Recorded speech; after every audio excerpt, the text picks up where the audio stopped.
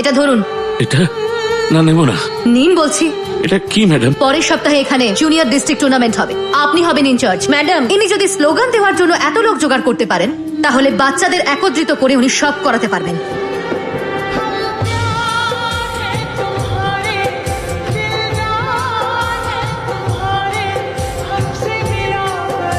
কি করছে madam? Madam, আমরা জিতছি আর ও চিটিং করছে। আপনি কিচ্ছু বলছেন না। রাগ হওয়াটা স্বাভাবিক, কিন্তু সেটা সঠিক জায়গায় দেখাও। আমি আপনাকে 3টে প্রশ্ন করতে পারি? আপনার চোখ ঠিক আছে তো, নাকি 1 আর 2 এর মধ্যে পার্থক্য বোঝেন না? 3 নম্বর প্রশ্নটা আমি করব। আপনার বাচ্চাদের ভুলভাল নম্বর দেওয়া হলে মেনে নিতেন? যে সত্যিকারের বিজয়ী তাকে জেতান না? তোমাদের সাহস কি করে হয় আমার সাথে এভাবে কথা বলার? আমি তোমার টিমকে ডিসকোয়ালিফাই, কুলটাকে ডিসকোয়ালিফাই করলাম।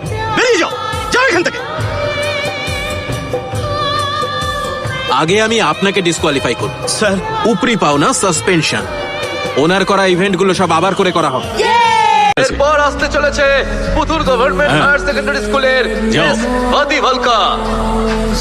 আমার এই চিৎকার হয়তো কারোর কান অব্দি পৌঁছবে না, আমার এই চিৎকার হয়তো কারোর কানে গিয়ে পৌঁছবে না। আমার এই কসরত ধরা পড়বে না। যদি জিজ্ঞেস করেন কেন, বলবো যে প্রকৃতি দেখছে। শ্বাস নিতে সাহায্য করে প্রকৃতি, যে আমাদের সুগন্ধ প্রদান করে, যে আমাদের সঙ্গীত।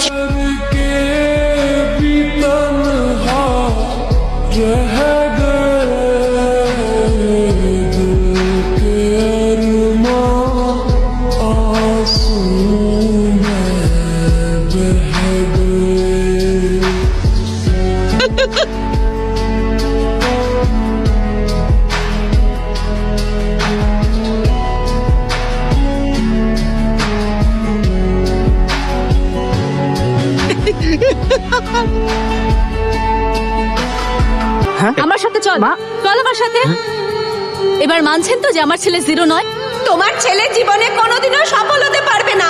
আমার অভিশাপ রইল, ওর কোনোদিনও ভালো হবে না। আপনি একদম ঠিক বলেছিলেন।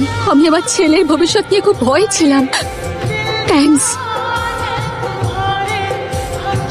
আমি ভেতরে আসতে পারি ম্যাডাম? আসুন, বসুন। Thank you madam. চারপাশে শুধু আপনারই প্রশংসা হচ্ছে। আমি বলি কি, এমএসসি স্কুলের প্রিন্সিপাল হয়ে যান। স্যারের পক্ষ থেকে আপনার কাছে এই প্রস্তাব নিয়েই এসেছি। সেই জন্য স্যার আপনাকে এই ফুলটা পাঠিয়েছে। এটা ছাড়াও আর একটা জিনিস এনেছি, এই যে। এটা কি? 5 লাখ টাকা। স্যার এটা আপনাকে দিতে বলেছে। ওনার সঙ্গে দেখা হলে আমি নিশ্চয়ই বলবো যে আপনি খুব বিশ্বস্ত করেন। যা তুলুন আর বেরিয়ে যান। আমাদের স্যার খুব ভালো লোক। আপনার কোনো ডিমান্ড থাকলে বলুন, উনি সব পূরণ করবেন। আমি স্যারের সঙ্গে কথা বলবো। এবার বেরোন এখান থেকে, যান এখান। ভেতরে এসো। আজ কি এনেছো আমার জন্য? আজকে আমি কিছুই আনিনি। তাহলে? কাল পাড়ায় একটা মেয়েকে দেখতে এসেছিল। আমি জিজ্ঞেস করলাম কেন। ওরা বলল যে বিয়ের আগে সবাইকেই পাকা কথা বলতে হয়, তারপরেই একটা ছেলে আর মেয়ের বিয়ে হয়। তার মানে? তাই আমিও পাকা কথা বলতে এসেছি। এই সাহসটা তো খুব বেড়েছে। মা বাবার সঙ্গে কথা বলবো?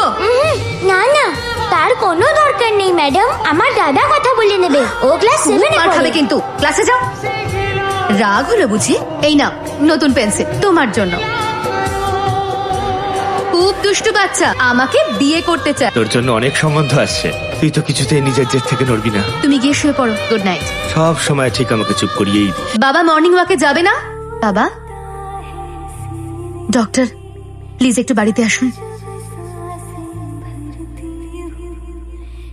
প্রায় 2 ঘন্টা আগেই ওনার মৃত্যু হয়েছে। যদি রাত্রেই খবর দিতে তাহলে হয়তো আমি কিছু করতে পারতাম। আপনার বাবা অসুস্থ বুঝি? আমার বাবার বেঁচে নেই। আপনারা এগুন, আমি পেছনে আসছি। ঠিক আছে।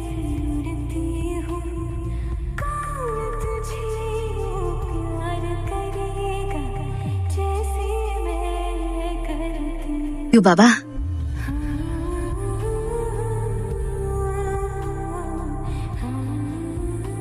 এটা আজকে আমার প্রিয় তরকারিটা বানিয়েছিস, দারুণ খেতে হয়েছিল। কালকে কিন্তু তাহলে তোর পছন্দের পোলাওটা করতে হবে, তবেই আমার মনের শান্তি হবে। এখন বাবার কথাটা শোন, চোখটা বন্ধ কর, এবার জোরে শ্বাস নে। ভালো লাগছে এবার? ঠিক আছে, বাই সোনা।